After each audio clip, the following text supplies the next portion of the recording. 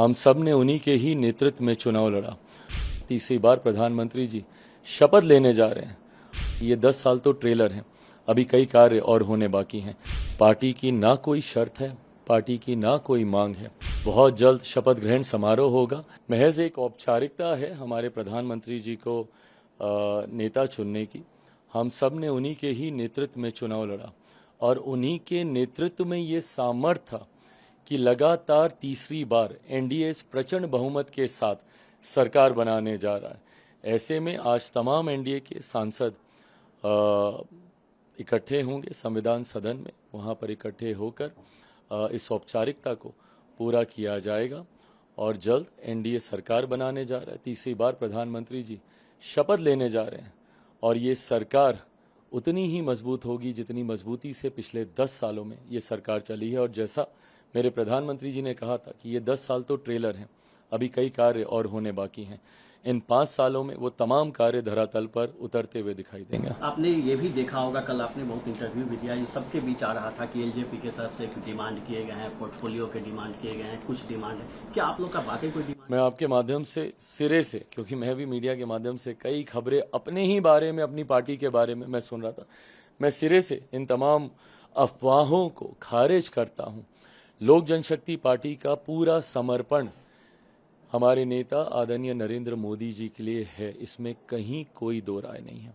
NDA leaders की भी अभी परसों जो बैठक हुई थी उसमें भी बिना किसी शर्त के लोक जनशक्ति पार्टी ने अपना पूरा समर्पण हमारे प्रधानमंत्री जी के नेतृत्व के प्रति हम लोगों ने सौंपने का हम लोगों ने काम किया है। और ऐसे में पार्टी की ना कोई शर्त है, पार्टी की ना कोई मांग है। और मैं एनडीए की तरफ से भी इस बात को कह सकता हूं, एनडीए के किसी घटक दल ने उस दिन बैठक में ना कोई शर्त रखी, ना कोई मांग रखी। बिना किसी शर्त, बिना किसी मांग के हम लोगों ने हमारे प्रधानमंत्री जी के नेतृत्व को स्वीकारते हुए उनको अपना समर्थन देने का हम लोगों ने काम किया है। और आज महामहिम राष्ट्रपति जी से भी संभवतः दिन में तमाम एनडीए के नेता मुलाकात कर कर उनको भी अपना समर्थन पत्र, प्रधानमंत्री जी के नेतृत्व वाली चिट्ठी उनको भी सौंपी जाएगी। आखिरी सवाल की जेडीयू ने अग्निपथ स्कीम को लेकर कहा कि रिव्यू होना चाहिए, आपकी पार्टी का क्या मत है इसको? देखिए, गठबंधन में और ये स्वतंत्रता हमारे प्रधानमंत्री जी ही हमें देते हैं कि गठबंधन में किसी भी तरीके के विषय पर खुलकर हम लोग चर्चा कर सकते हैं।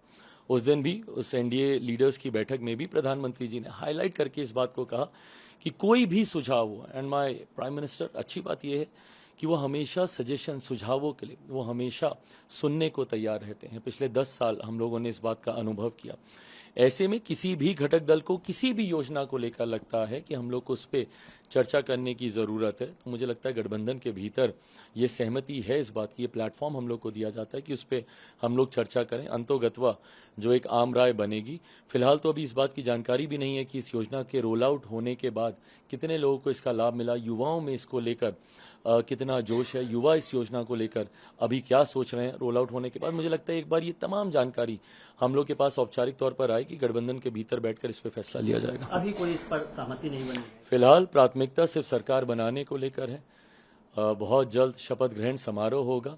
एक बार ये तमाम गर्मागर्मी सरकार तीसरी बार बन जाए, सुचारू रूप से कार्य करने लग जाए, 100 दिन का हम लोग का एक रोड मैप तैयार हो जाए कि क्या क्या कार्य हम लोग को करने हैं, उस दौरान इन तमाम बातों पर चर्चा हो जाएगी। कोई बड़ी बात नहीं है।